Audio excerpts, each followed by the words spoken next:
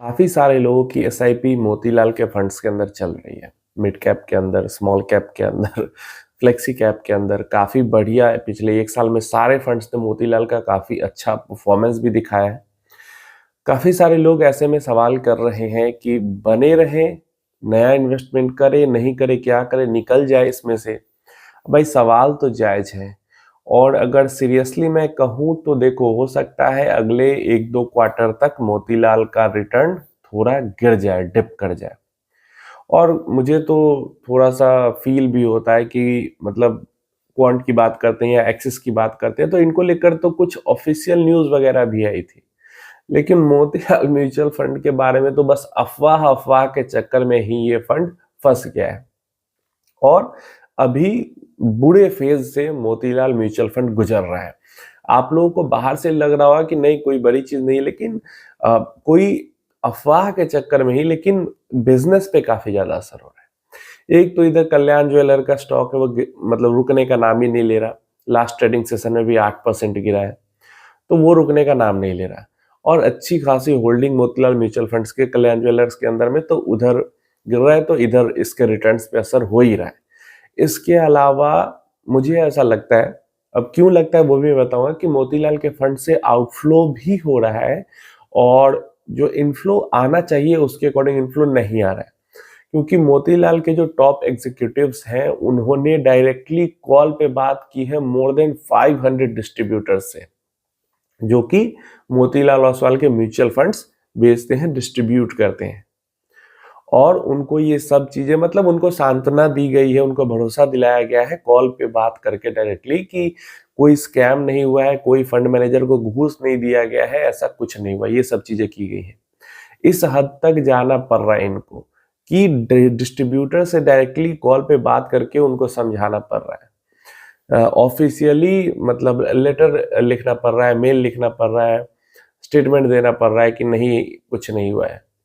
ये भी इल्ज़ाम लगाया जा रहा है मतलब अफ़वाह भी ही है ये भी, कोई सबूत नहीं, कोई प्रूफ़ नहीं है कहीं पे कुछ भी कि जिन फंड मैनेजर्स ने ब्राइबरी लिया था उनको हटा भी दिया गया है, निकाल भी दिया गया है मोतीलाल म्यूचुअल फंड्स के अंदर से। तो इतना सब कुछ अफ़वाह-अफ़वाह में ही चल रहा है। अफ़वाह-अफ़वाह के कारण कल्याण ज्वेलर पिटा पड़ा है। अफ़वाह-अफ़वाह के कारण मोतीलाल के अभी हालात थोड़े से अच्छे नहीं चल रहे हैं। क्यों मैं कह रहा हूँ कि रिटर्न्स हो सकता है 1-2 क्वार्टर खराब हो कि जब भी ऐसा हमेशा ही देखा गया है एक्सिस का केस हो, क्वांट का केस हो, जब भी किसी म्यूचुअल फंड का खराब हालात आता है ना, खराब समय चलता है, तो उस म्यूचुअल फंड की या कोई भी न्यूज़ ऐसी निकल के आती है, तो उस म्यूचुअल फंड की जो टॉप होल्डिंग्स होती है, जिसमें म्यूचुअल फंड ने ज़्यादा इन्वेस्ट किया होता है, 5-6 हमेशा ही रहती है हर म्यूचुअल फंड की टॉप होल्डिंग। जो शॉर्ट सेलर्स होते हैं, वो उन स्टॉक्स को टारगेट करना शुरू कर देते हैं, गिराना शुरू कर देते हैं। क्योंकि माइंडसेट ही वही है कि स्कैम का न्यूज़ आया है, लोग पैनिक करके बेचेंगे तो म्यूचुअल फंड वाले भी बेचेंगे, हम भी बेचते हैं तो ऐसे में स्टॉक भी गिरेगा और हमें प्रॉफिट हो जाएगा। तो ऐसे में शॉर्ट सेलर्स टारगेट करते हैं, इस कारण म्यूचुअल फंड का रिटर्न थोड़ा-सा खराब हो जाता है थोड़े समय के लिए जब भी न्यूज़ आती है, तो वो हर म्यूचुअल फंड के साथ होता है। अब बात करते हैं हम अगर एक लॉन्ग टर्म इन्वेस्टर हैं। देखिए हम अगर एक लॉन्ग टर्म इन्वेस्टर हैं, तो मुझे नहीं लगता कि मोतीलाल के म्यूचुअल फंड में इन्वेस्टेड रहने में या आगे फ्यूचर में इन्वेस्टमेंट करने में कोई दिक्कत है। क्योंकि यहाँ तो कुछ सेबी का कुछ वैसा आया भी नहीं कि कोई स्कैम हो रहा है या कुछ न्यूज़ वगैरह कुछ निकल के नहीं, ना कोई इन्वेस्टिगेशन का कोई न्यूज़ वगैरह निकल के आया। यहाँ पे तो बस अफ़वाह-अफ़वाह में ही चीज़ें चल रही हैं, सोशल मीडिया के अफ़वाह में ही सब कुछ हो गया और काफ़ी सारे लोग यहाँ पे परेशान भी हो गए। बहुत सारे लोगों का काफ़ी पैसा मिड कैप फंड के अंदर लगा है, मोतीलाल के फ्लेक्सी कैप फंड के अंदर लगा है और अभी काफ़ी सारे लोग क्योंकि स्मॉल कैप नया है, लगा रहे ही हैं स्मॉल कैप में।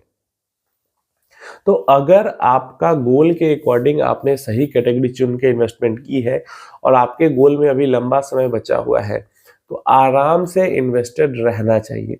आगे चल के ये भी मैं अभी कह देता हूँ कि अगर आगे 1 क्वार्टर, 2 क्वार्टर, 3 क्वार्टर तक जो रिटर्न्स हैं वो कम भी हो जाते हैं इसके, तो उससे भी घबराने, परेशान होने की ज़रूरत नहीं है क्योंकि मैंने आपको बार-बार कहा है कि कोई भी फंड टॉप पे नहीं रहता। हमेशा ही हर फंड हाउस का साइकिल ऊपर-नीचे का चलता रहता है। तो ऐसे में अगर रिटर्न्स थोड़े टाइम के लिए कम भी हो जाए, 1 साल के लिए कम हो जाएगा, फिर दूसरे साल ज़्यादा होगा, 2 साल के लिए कम हो जाएगा, तीसरे साल ज़्यादा होगा, तो ऐसे चलता रहता है। तो परेशान होने वाली कोई बात यहाँ पे नहीं है। किसी तरीके का ऑफ़िशियल कोई भी स्कैम की न्यूज़ यहाँ पे नहीं है। बस अफ़वाह है जिसने पूरे फंड हाउस को परेशान करके यहाँ पे रखा है और उसी के कारण ये सारी परेशानियाँ हो रही हैं। लॉन्ग टर्म गोल है, सब कुछ सही से सेलेक्ट करके इन्वेस्ट किया है, कोई दिक्कत नहीं है, इन्वेस्टेड रहने में।